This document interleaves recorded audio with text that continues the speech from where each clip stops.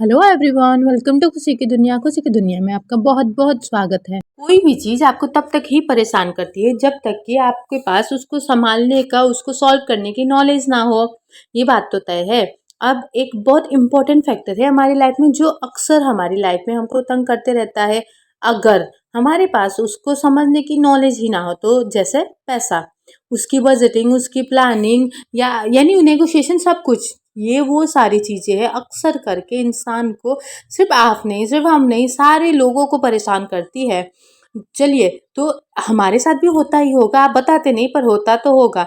तो अगर है तो फिर डोंट वरी, आज की समरी में हमारी ये सारी प्रॉब्लम ठीक हो जाएगी, समझ जाएंगे आपकी कहाँ कैसे क्या करना है। तो इस बुक में ये नॉलेज, ये समझ, ये समरी में मिलने वाली है हमको। तो चलिए स्टार्ट करते हैं आज की summary. Broke millionaires stop scraping by and get your financial life together. यानी कि यहाँ पे हम जानेंगे कि जैसे आप अपने पास खुद का पैसा हो तो ज़िंदगी में और क्या चाहिए। आपको कुछ भी खरीदने के लिए अपने पेरेंट्स से मांगने की ज़रूरत ही नहीं है। आप खुद खरीद सकते हैं, अच्छा खा सकते हैं, ट्रिप पे जा सकते हैं, लाइफ में और क्या चाहिए। तो लेकिन अगर आपके पास में पैसा है तभी, लेकिन अगर आपके पास में काफ़ी पैसा ना हो तो हर बार में सैलरी आने का जो दिन रहता है वो कितना दूर लगता है। आप हर हफ्ते एक एक पैसा बचाने की जद्दोजहद में रहते हैं। आपको लगने लगता है कि अब ये सब ऐसे ही चलने लगेगा, आपके पास पैसा है ही नहीं बस। लेकिन ये समरी इस बात से सहमत नहीं है। इस सफर में हमारे साथ बने रहिए और जानिए कि आखिर क्यों। इस मनी अ टिंडर डेट और अ मैरिज मटेरियल। तो एलिन जब 7 साल की थी तब वो एक एंटरप्रेन्योर की तरह सोचती थी। अपनी माँ के साथ वो और उसकी बहन घर के इस्तेमाल की गई चीज़ें को सेल करने के लिए काम में लेती थी। उनकी पुरानी यूज की गई चीज़ें कोई अगर खरीदने के लिए तैयार हो जाता तो उनके खाने का काम हो जाता था। और जब सामान जो दो प्यारे प्यारे बच्चे बेच रहे होंगे तो फिर भला कोई खरीदेगा क्यों नहीं। एक दिन एलन को आइडिया आया कि क्यों ना वो 50 सेंट के प्राइस पर क्रिस्पी क्रीम डोनट बेचना स्टार्ट कर ली। 90s की बात है, जब 50 सेंट का डोनट बहुत बड़ी बात होती थी। शुरू शुरू में पड़ोस के लोग उस टेस्टी डोनट को खरीदने के लिए हिचकिचा रहे थे, लेकिन वो अपने आप को रोक नहीं पाए। वो बच्चों की मासूमियत और एलिन की सेल्समैन उनके पड़ोसियों का मन बदलने के लिए काफ़ी थी। दिन के खत्म होते होते एलिन और उसकी बहन ने सारे डोनट बेच लिए थे। उस दिन उन्होंने $30 कमाए। एलिन बहुत खुश थी और मन ही मन सोच रही थी कि इस पैसे से तो एक नहीं दो दो खिलौने खेले जा सकते थे। लेकिन तभी उनके पिता रूम में आए। उन्होंने एलिन को सिखाया था कि सारा प्रॉफिट उनके अकेले का नहीं है, एलिन को कुछ पैसा उनके पिता को भी देना पड़ेगा, क्योंकि डोनट उन्होंने ही खरीदा था। उन्होंने इसके लिए $8 खर्च किए थे। फिर एरिन को अपनी बहन को भी मदद करने के लिए $6 देने थे। ये देने के बाद अब एरिन के पास में बस $16 ही बचे थे। तब एरिन को यह एहसास हुआ कि जितने की कमाई होती है अंत में असल में उतना बचता नहीं है। जैसे जैसे एरिन बड़ी होती गई उन्होंने महसूस किया कि उनके दोस्त पैसों के बारे में बात करने से बचते हैं। वो बहुत परेशान करने वाली बात थी। उस दिन इत्तेफाक से वो डोनट बेचने के बाद वो पैसों के बारे में और गहराई से समझना चाहती थी, ताकि वो पैसों को और अच्छे से हैंडल कर सके। अपनी फाइनेंशियल लाइफ को और अच्छे से मैनेज करने के लिए उसने पहली टिप यहाँ सीखी कि क्या आपको पैसे को लेकर के अपनी सोच को बदलना होगा। क्या आप पैसे को एक टिंडर डेट समझते हैं या फिर आप पूरी जिंदगी इसके लिए कमिट करने के लिए रेडी है। अगर दूसरे शब्दों में कहा जाए तो क्या आपको आपका पैसा सिर्फ मौज मस्ती के लिए ही याद आता है, या फिर खर्च करने के लिए ही आपको पैसों की याद आती है, या फिर जिंदगी में आने वाले उतार चढ़ाव के जरिए भी आप पैसे को समझना चाहते हो। अगर आप पैसों के साथ में एक हेल्दी और लंबा चलने वाला रिश्ता बनाना चाहते हैं तो आपको इसको ज़रूर ही समझना पड़ेगा। पहले ये जानिए कि आपका पैसे को लेकर के क्या माइंडसेट है। आराम से सोचिए कि आप पैसे को कैसे हैंडल करते हो। आपके पास जब पैसा आता है उसे सिर्फ आप ही खर्च नहीं करते हो, वो आपको आगे बढ़ने के लिए, आपके गोल्स को अचीव करने के लिए भी मदद कर सकता है। अगर आप सच में एक्चुअल में फाइनेंशियल तौर पे स्ट्रांग होना चाहते हो तो इस बात को ध्यान से सोचिए कि पैसे को लेकर के क्या ऐसी चीज़ है जिस बात से आप डरते हैं। अगर आपने अभी इसके बारे में नहीं सोचा तो पैसे को हैंडल करना आपके लिए एक सिरदर्द बना ही रहेगा। एग्जाम्पल के लिए, जब आप बड़े हो रहे थे तब आपके पेरेंट्स आपके सामने पैसे के बारे में बातें नहीं किया करते थे। वो हमेशा पैसा कमाने के लिए स्ट्रगल करते रहे और इसीलिए आपको भी ये सब हैंडल करना मुश्किल लग रहा होगा। आप इस बारे में मदद मांगने में घबराते थे क्योंकि पैसे की बात अक्सर लड़ाई झगड़े तक पहुंच जाती थी। क्या आप आज पैसों को लेकर के जो स्ट्रगल कर रहे हैं वो आपको डरा देता है? तो फिर यहाँ आपके लिए कुछ सवाल है जो आपको हेल्प करेंगे पैसों को लेकर के। पहला एक्सपीरियंस कैसा था आपका पैसों को लेकर के? क्या वो अच्छी थी? जब आप बड़े हो रहे थे तब आपको पैसा कहाँ से मिलता था? क्या आपके घर में डिनर के वक्त पैसे के बारे में घर पे खुल के बातें हुआ करती थी या नहीं? या फिर पैसों को लेकर के डिस्कशन करना बिल्कुल अवॉइड किया जाता था? अब वक्त है अपनी प्रेजेंट सिचुएशन को जानने का कि आपको अपने पैसे के खत्म हो जाने का डर लगता है क्या? ऐसा ना हो इसके लिए आप अभी क्या कदम उठा रहे हो? कुछ उठा रहे हो कि नहीं? हो सकता है आप 2 जॉब कर रहे होंगे या शायद आप पैसा सेव कर रहे होंगे कि कल क्या जाने क्या हो। तो अगर आप पैसों को लेकर के परेशान रहते हैं तो ये आपके लिए इतना आसान नहीं होगा। लेकिन अगर आपको अपना माइंडसेट चेंज करना है तो आपको इन सभी सवालों के जवाब जानने बहुत ज़रूरी है। आपको अपने पैसे को लेकर के शुरुआती हिचकिचाहट से निकलना ही होगा। अगर आपने ये कर लिया तो ये समरी की टिप्स आपके लिए काम आने वाली है। तो फिर अब ज़रा होल्ड करने का वक्त है। पॉज़ कीजिए और ये जो इम्पोर्टेंट सवाल यहाँ पे हमने पढ़ा है इनके जवाब लिखिए। भले ही बहुत डिटेल्स में ना लिख पाए तो पॉइंट्स में तो लिख ही सकते हैं। और उसके बाद ही नेक्स्ट चैप्टर का सुनना। तो हम ये अज्यूम करते हैं कि आपने ये पॉज़ लिया है, आपने इन सवालों के क्लियर जवाब मन में निकाले हैं और अब आप दूसरे आगे के चैप्टर्स को सुन रहे होंगे, क्योंकि ये अगर आप अपने मन में निकाल लेंगे, अगर यहाँ पे भी स्किप कर जाएंगे तो फिर आप सोच लीजिए बस आप सुन ही रहे हो, फोकस नहीं कर रहे हो किसी बात पे। तो अब आगे बढ़ते हैं। अब आगे जानेंगे dealing with the dread b word, यानी कि बजट बनाने का अपना एक कारण होता है। यानी ये हमको अपने पैसे को ट्रैक करने में हेल्प करता है। ये आपको बताता है कि क्या आपके पास में सच में मज़े करने के लिए पैसे है या फिर नहीं।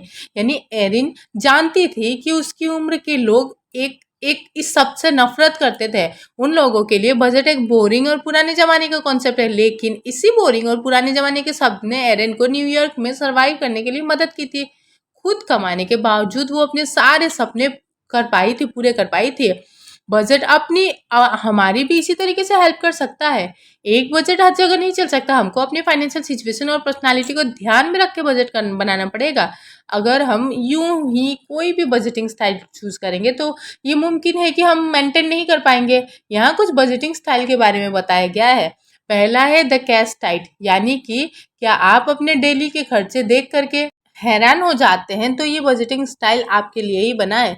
यानी लोगों का कहना है कि अगर उनके पास में कैश होता है वो ज़्यादा खर्चा करते हैं, लेकिन कुछ स्टडीज ने ये बात को गलत साबित किया है। असल में जो लोग क्रेडिट कार्ड यूज़ करते हैं वो ज़्यादा खर्चा करते हैं। क्रेडिट कार्ड यूज़ करने से हमको पैसा खर्च होने का एहसास नहीं होता, लेकिन खर्च का एहसास होना बहुत ज़रूरी है ताकि हमको पता चले कि हमारे पास लिमिटेड पैसा है।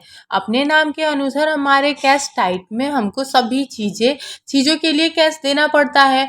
आप ये बजटिंग स्टाइल कैसे फॉलो करेंगे? सबसे पहले तो अपनी इनकम से अपने सारे बिल्स के खर्चे माइनस कर दीजिए। बिल्स में रेंट, इलेक्ट्रिसिटी वगैरह सब शामिल होते हैं। दूसरा, अपने रिटायरमेंट फंड और सेविंग फंड के पैसे अलग कर दीजिए। इसके बाद बचे हुए पैसे को आप पूरे महीने में खर्च कर सकते हैं। एक और तरीका ये है कि आप अपने हफ्ते के खर्च का एक फिक्स्ड अमाउंट रखें। जब आप अपने वॉलेट पे पैसा देखते हैं तो आपको समझ आता है कि आपने कितना पैसा खर्च किया। अपने हाथ में कुछ पैसा रखने के चक्कर में आप खर्च करने में हिचकिचाएंगे। कैश टाइट आपको फालतू के खर्चों से छुटकारा दिलाएगा। दूसरा है ट्रैकिंग एवरी पेनी सिस्टम। ये सिस्टम आपके हर ट्रांजैक्शन को ट्रैक करता है। ये आप पर है कि आप इसे डेली ट्रैक करें या फिर हफ्ते में एक बार। ये बजटिंग स्टाइल सिर्फ उन लोगों के लिए काम आता है जो ट्रैक करने में अच्छे हैं। इससे कोई फर्क नहीं पड़ता कि आप अपने खर्चे कहाँ एक्सपेंसेस करें, लेकिन आपके पास एक कैटेगरी होना बहुत ज़रूरी है। खरीदने की डेट, आइटम का नाम, टोटल कॉस्ट और उस दिन या उस हफ्ते का टोटल कॉस्ट। इससे आपको आसान करने के लिए आप फूड और एंटरटेनमेंट जैसी कैटेगरीज में भी डिवाइड कर सकते हैं। ये सिस्टम आपको 2 चीज़ों में हेल्प करेगा। ये आपको ज़्यादा खर्चा करने से बचाएगा। दूसरा, ये आपको ऐसे खर्चे करने के पैटर्न से अवेयर कराएगा जिसका आपको आज तक मालूम नहीं था। ये स्पेंडिंग पैटर्न आपको अपने आप को बदलने और अपने करेंट खर्चे की हैबिट को चेंज करने में मदद करेगा। तीसरा है परसेंटेज बजट। जैसे कि इस स्टाइल में ही जो परसेंटेज है ये आजकल का नया स्टाइल है, लेकिन ये पहले वाले स्टाइल से ज़्यादा एक्यूरेट है। अपने नाम की तरह ही एक स्टाइल में आप अपने खर्चे के परसेंटेज के हिसाब से डिवाइड कर सकते हैं जो भी आपका खर्चा होता है। एरिन लाउरी क्या करती थी कि उसने 3 बड़े कैटेगरीज बताई है। फिक्स्ड कॉस्ट यानी कि आपने अपनी इनकम का 50%, और गोल्स यानी कि 20%, और फ्लेक्सिबल स्पेंडिंग यानी कि 30%। लेकिन एरिन ये भी समझती है कि सभी की इनकम इस परसेंटेज को फॉलो नहीं कर सकते, आपको अपनी इनकम के हिसाब से इसको एडजस्ट करना पड़ेगा। लेकिन जब आप ज़्यादा कमाना स्टार्ट करें तो आपको अपने बजट में भी डिफरेंस लाना पड़ेगा, चेंजेस करनी पड़ेगी। तो आपको अभी बेफिजूल लगेगा गोल्स के लिए पैसा सिक्योर करना, लेकिन यकीन मानिए आपका फ्यूचर इस बात के लिए बहुत ही शुक्रगुजार होगा। तो नेक्स्ट चैप्टर है picking the right financial product. आपके फाइनेंशियल स्किल पर कहीं ना कहीं पेरेंट्स का इन्फ्लुएंस पड़ता ही है। आप भी उन्हें देखकर क्यों उन्हीं के बैंक में अकाउंट खुलाते हैं, फिर दूसरे बैंक के बारे में सोचना ही क्यों। जब आपके पेरेंट्स ने आपको किसी एक बैंक के अकाउंट पर आंखें बंद करके विश्वास किया है ना। लेकिन अब आपके पास में बहुत सारे बैंकिंग ऑप्शन है, मगर ये सुविधा हमारे पेरेंट्स के टाइम में नहीं मिली थी। जब से एरिन ने अलग अलग बैंक्स के स्टेटमेंट के बारे में जाना, वो तब से पैसे सेव करना चाहती थी। उन्होंने ये जाना कि ऐसे बैंक भी है जो हमको बेहतर इंटरेस्ट रेट देते हैं। एक बैंक में आपको $10,000 का साल में $100 कमा सकते हो, जबकि एरिन का बैंक उसको उसके अकाउंट में सिर्फ $1 ही दे रहा था। और तो और आजकल जरूरी नहीं कि आपको बैंक पर चल करके जाना पड़े, अब तो सब कुछ ऑनलाइन हो गया है, ऑनलाइन ही आप पेमेंट कर सकते हो। ये वो फाइनेंशियल प्रोडक्ट्स है जहाँ पे एरिन ने इस्तेमाल किए वो तरीके को। और आजकल क्या होता है, FDIC इंश्योरेंस भी है। जब भी आप किसी बैंक को चुनो तो आपको ये ध्यान रखना होगा कि आपका बैंक FDIC का मेंबर है या नहीं। अगर वो नहीं है तो उनको बिल्कुल भी मत चूज करना, क्योंकि FDIC इंश्योरेंस का मतलब होता है कि अगर आपका बैंक का दिवाला भी निकल जाए तब भी आपका पैसा बिल्कुल सेफ है। FDIC आपके पैसे का $250,000 तक का कवर कर देता है। आपके डिपॉजिट किए हुए पैसे को प्रोटेक्ट करके ये अच्छा तरीका होता है प्रोटेक्ट करने का। सोचिए अगर आपके बिना इंश्योरेंस वाले बैंक को चूज किया हो आपने और अगर उसका दिवाला निकल गया तो आपको पैसे को रिकवर करने के लिए बिल्कुल ही नामुमकिन हो जाएगा। तो ये भी जानना बहुत ज़रूरी है कि FDIC सभी चीज़ों को कवर भी नहीं करता है। ये आपके चेकिंग जैसे कि सेविंग्स अकाउंट्स या फिर टाइमली डिपॉजिट जो FD बोला जाता है, फिक्स डिपॉजिट जो सेविंग्स अकाउंट बोला जाता है, उन सबको कवर करता है। लेकिन ये आपके इन्वेस्टमेंट जैसे कि स्टॉक्स या फिर बॉन्ड्स ये सब को कवर नहीं करता है। तो इस बात को जानने के बाद अब आगे जानते हैं डिच द फीस, यानी कि जब आप एक बैंक अकाउंट में खोलते हो अपना खाता तो बैंक आपसे बहुत सी फीस चार्ज करते हैं। अब इन सब फीस को देखने के लिए हम लापरवाह रहते हैं और सोचते हैं कि इतनी छोटी फीस से क्या असर पड़ेगा, है ना। लेकिन ये उतनी भी कम नहीं है जितना हमको लगता है। ये छोटी छोटी फीस एक साल में जाकर के एक बड़ा अमाउंट बन जाती है। कुछ ऐसी भी फीस है जो हमको देने की कोई ज़रूरत नहीं है। बैंक अकाउंट के लिए एनुअल मेंटेनेंस, ओवरड्राफ्ट और ATM फीस नहीं देनी चाहिए। क्रेडिट कार्ड के लिए आपको एनुअल एक्टिवेशन और मंथली फीस देने की कोई ज़रूरत नहीं है। हाँ, कुछ ऐसे बैंक है जो हमको बिल्कुल ना के बराबर फीस लेते हैं। फीस का दस्तूर बिल्कुल पहले से चलता आ रहा है ताकि बैंक अपने कस्टमर का फ़ायदा उठा सके। लेकिन वक्त बदल रहा है, आज ज़्यादातर online banks no fee policy रखते हैं, तो ये फीस ज़्यादा कस्टमर अट्रैक्ट करने का तरीका ही है। तो आप ऑनलाइन देखिए, आपके पास चूज़ करने के लिए बहुत सारे ऑनलाइन बैंक्स हैं। बस ये ध्यान रखिए कि वो इंश्योर्ड हो, उनकी फीस की तरफ भी ध्यान दीजिए। सबसे ज़रूरी ये देखना कि वो आपकी चेकिंग और सेविंग अकाउंट पे कितना इंटरेस्ट दे रहे हैं। थर्ड होता है APY पे ध्यान दीजिए।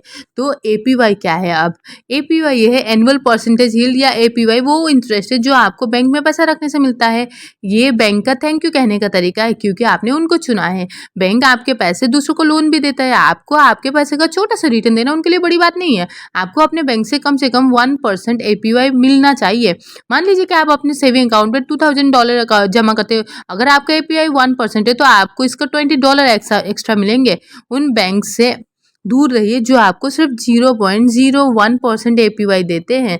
तो फिर तो आपको $2,000 के सिर्फ 20 सेंट ही मिलेंगे। लेकिन एक बात की और एक चिंता होंगी, ऐसे भी कुछ बैंक अकाउंट है जो अपने APY कुछ टाइम बाद चेंज करते हैं। शुरुआत में वो 1.05 APY देंगे, फिर एक झटके में 0.75 हो जाएगा।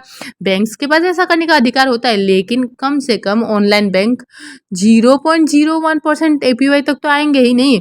तो ऑनलाइन बैंक्स आपको हाई APY देते हैं क्योंकि ये उनकी मार्केटिंग स्ट्रेटजी है। ज़्यादातर लोग ऐसे ही बैंक्स को चूज करते हैं जो हाई रिटर्न देते हैं। ऊपर से ऑनलाइन बैंक्स अपने बाकी के कॉस्ट को भी कम कर देते हैं क्योंकि उनको फिजिकल बैंक की तरह लैंड, कंस्ट्रक्शन, स्टाफ को पैसे नहीं देने पड़ते। सिर्फ APY ही नहीं जिस पे ध्यान देना होगा, बल्कि ऑनलाइन बैंक के फीस को भी देखिए। क्या उनकी कस्टमर सर्विस अच्छी है या क्या उनका ऐप इस्तेमाल करना आसान है। नेक्स्ट चैप्टर है credit reports and scores, the report card for life. यानी कि हमारा जो क्रेडिट स्कोर है या जो किस क्रेडिट स्कोर और क्रेडिट रिपोर्ट है वो सिर्फ हमारी क्वालिफिकेशन को नहीं दिखाता, बल्कि ये हमारी चीज़ें वो मनी लेंडर को यानी पैसा उधार देने वाला और क्रेडिट कार्ड कंपनियां ज़रूर देखती है। यानी कि वो ये देखती है कि आप पैसा उधार लेने के लायक भी हो या फिर नहीं। लेकिन ये दोनों चीज़ें ये भी बताती है कि आप कितने ज़िम्मेदार हैं। अगर आपका क्रेडिट स्कोर अच्छा नहीं है तो फिर लैंडलॉर्ड भी आपको रेंट पर घर नहीं देगा। कभी कभी एम्प्लॉयर भी आपकी क्रेडिट रिपोर्ट मांगते हैं। क्रेडिट रिपोर्ट एक डिटेल हिस्ट्री है आपके हर उस खर्चे की जो आपने क्रेडिट कार्ड पे लिया है। इससे आपके हर ट्रांजेक्शन का ट्रैकर भी कहा जा सकता है। ये कहना गलत नहीं होगा कि आपके क्रेडिट रिपोर्ट में हर चीज़ का हिसाब होता है, जैसे लेट पेमेंट, लोन और जिन चीज़ों का पैसा चुकाना बाकी उसमें सब होता है। यही सब चीज़ें आपके क्रेडिट्स को कम करती है। ये क्रेडिट स्कोर आपके क्रेडिट रिपोर्ट के हिसाब से चलता है। मनी लेंडर आपके क्रेडिट स्कोर को देख करके अंदाजा लगा सकता है कि आप पैसा देने के लायक है भी या नहीं। आप जितने ज़्यादा लायक होंगे आप उतना ही ज़्यादा पैसे उधार ले सकते हैं। जैसे कि एरिन ने कार लोन लेना चाहते थे, सालों से वो बस यही कोशिश करती आ रही थी कि उनका क्रेडिट स्कोर अच्छा हो, तो उन्होंने कभी कोई कार्ड पेमेंट मिस नहीं की थी। जब लोन लेने का टाइम आया तो उनका लोन तुरंत एक्सेप्ट किया गया। इसके साथ ही उसको कम से कम इंटरेस्ट रेट पे भी मिला। हाई क्रेडिट स्कोर आपको कम इंटरेस्ट रेट पर लोन दिलाता है। कम क्रेडिट स्कोर मतलब हाई इंटरेस्ट रेट पर लोन, यानी कि ज़्यादातर कम स्कोर की वजह से लोन रिजेक्ट भी हो जाते हैं। क्रेडिट स्कोर रेंज FICO से आता है। FICO का फुल फॉर्म है फेयर आइजैक कॉर्पोरेशन, जो एक जानी मानी डेटा एनालिसिस कंपनी है। FICO की जो रेंज होती है वो 300 से 850 तक जाती है। जितना हाई स्कोर होता है उतना ही अच्छा आप कर रहे हो। 580 से कम स्कोर का मतलब है बैड क्रेडिट। 700 से उससे ऊपर का स्कोर अच्छा होता है। अब आप बेसिक्स के बारे में जानिए। लेकिन आप अच्छा क्रेडिट स्कोर कैसे बना सकते हैं? क्या आपको हर बार क्रेडिट कार्ड से ही खर्च करना है? ऐसा नहीं है। अच्छे क्रेडिट रिपोर्ट और क्रेडिट स्कोर के लिए एरिन ने 3 फैक्टर की बात की है। पहला है पेमेंट हिस्ट्री। आपको हर महीने अपने क्रेडिट कार्ड का बिल भरना चाहिए, टाइम पर ही नहीं बल्कि पूरी पेमेंट करनी चाहिए। अगर आप ऐसा नहीं कर पा रहे तो कम से कम मिनिमम अमाउंट तो भरना ही चाहिए।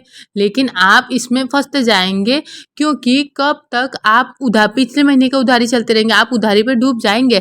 इसीलिए आपको ध्यान देना होगा कि आप अपनी एबिलिटी के हिसाब से ही खर्चा करें। अमाउंट्स ओड यानी कि बकाया रकम, जितना आप अफोर्ड कर सकते हो उसके ज़्यादा खरीदने का लालच मत करो। क्रेडिट कार्ड कंपनियां हमेशा चाहती कि आप ज़्यादा खर्च करो। अगर आप अपने हर महीने फुल पेमेंट नहीं कर पा रहे तो ये उनके लिए अच्छी खबर है, क्योंकि जितना ज़्यादा टाइम आप उसको पे करने में लगाएंगे उतना ही रेट बढ़ते जाएगा और आखिर में आप कर्जे में दबते चल जाएंगे। क्रेडिट हिस्ट्री का समय, कोशिश कीजिए कि आप सिर्फ एक क्रेडिट कार्ड ही यूज करें। जैसे कि पहले भी हमने पढ़ा कि एक अच्छे क्रेडिट स्कोर की तरफ लेंडर्स हमेशा खींचते हैं। एक क्रेडिट कार्ड से दूसरे क्रेडिट कार्ड में ट्रांसफर मत करिए। अगर आपको ट्रांसफर करना है तो क्रेडिट कार्ड कंपनी के ऑफर पर ध्यान दें कि वो कितने फीस ले रहे हैं। क्या आप उन्हें अपने सवालों के लिए आसानी से उन पर कॉन्टेक्ट कर सकते हैं।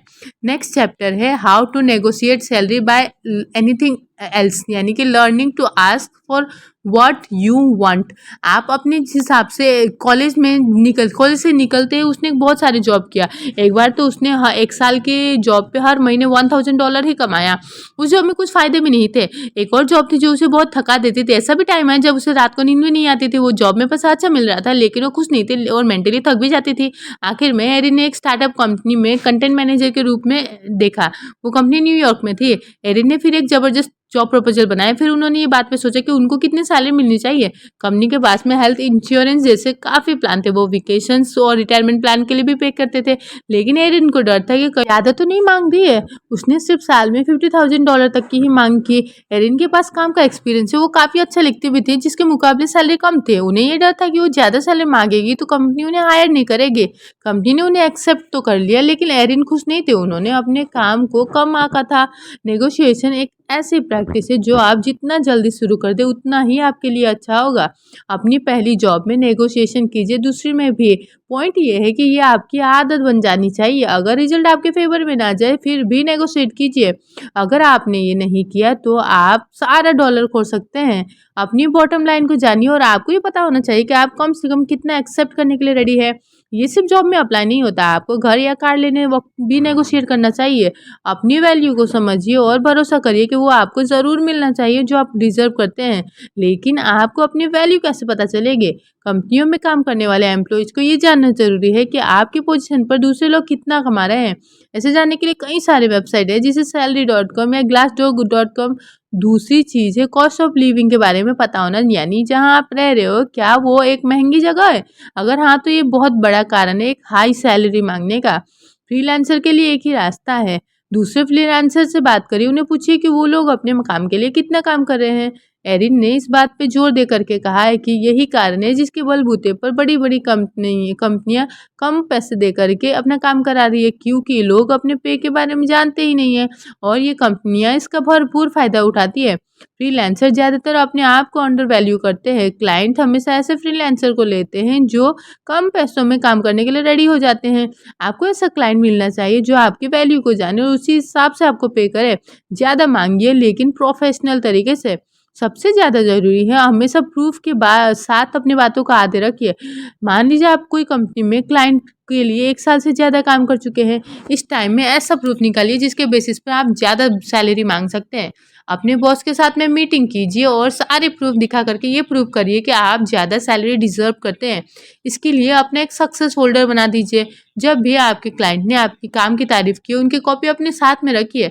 अपने बॉस को दिखा दीजिए कि आप कितने जी-जान से काम कर रहे हैं। और इस इम्पोर्टेंट लर्निंग के साथ में अब हम पहुँच गए हैं कंक्लूजन पर।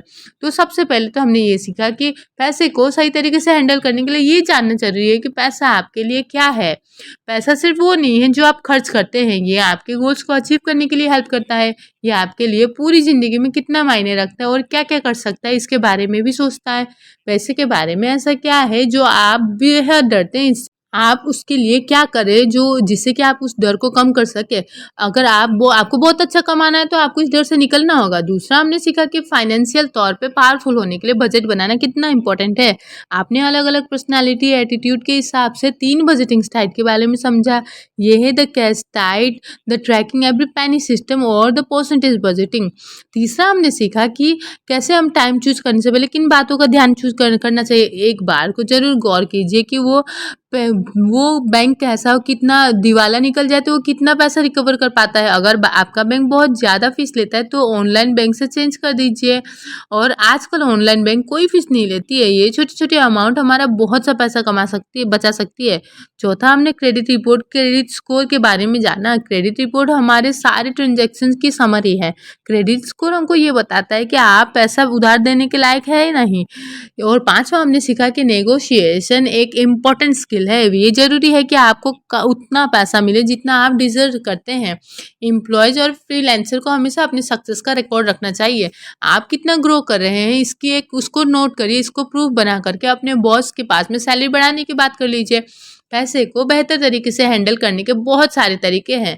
ये समरी के टूल हमको इस बात को शुरुआत करने में हेल्प करेगा। ऐसा सोचना बेकार है कि पैसा अपने आप आपके पास में आ जाएगा या फिर एक सिर दर्द है।